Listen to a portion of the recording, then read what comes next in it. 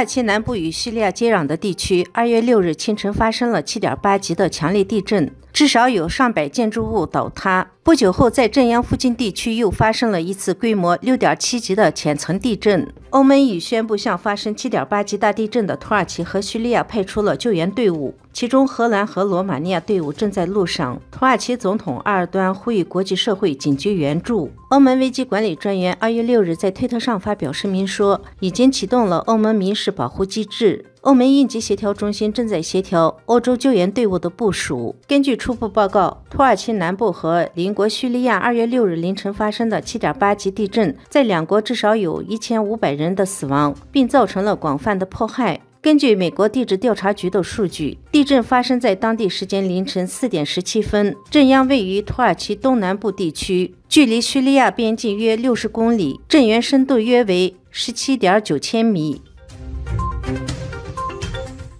中国新年过后，新学期即将开始。根据中共红星新闻报道，近日上海、福建、四川、河南等多个省市取消或调整了体育中考项目，取消了男生1000米、女生800米跑项目，并要求避免过早开展中长跑等高强度、高负荷的运动项目。根据报道，这是担心中共病毒染疫康复后进行剧烈运动会造成心脏损伤等后遗症。该消息称，受中共病毒疫情影响，各市教育局对2023年9年级体育中考有关工作进行了调整，在保留立定跳远项目的基础上，将原有长跑必考项目更改为体育健康知识上机理论测试，总分值不变。此前，有专家提醒，中共病毒染疫康复后不要剧烈运动，以免病情反复，加重心脏的损伤，会发生缺氧，急性缺氧就可能导致晕倒甚至猝死。因此，在中共病毒染疫康复后至少3-4个月内不要进行剧烈运动。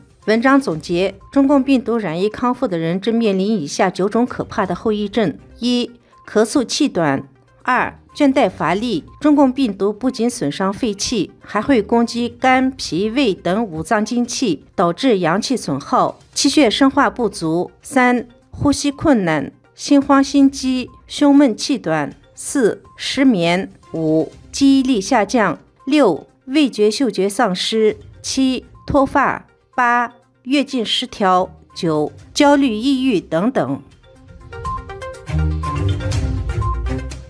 3年的中共病毒疫情导致了中国人口急剧下降。中共当局为了挽救人口危机，除了鼓励中国人非婚生子，还将辅助生殖技术纳入了医保，推动不孕夫妇的生子。根据央视新闻2月5日消息，国家医保局表示，将逐步把失忆的分娩镇痛和辅助生殖技术项目纳入医保基金支付范围。国家医保局表示，始终高度重视人口问题，已将符合条件的生育支持、促排卵药品纳入医保支付范围。2022年8月，国家卫生健康委、国家医保局等17个部门已印发了关于进一步完善和落实积极生育支持措施的指导意见，提出要逐步将辅助生殖技术项目纳入医保。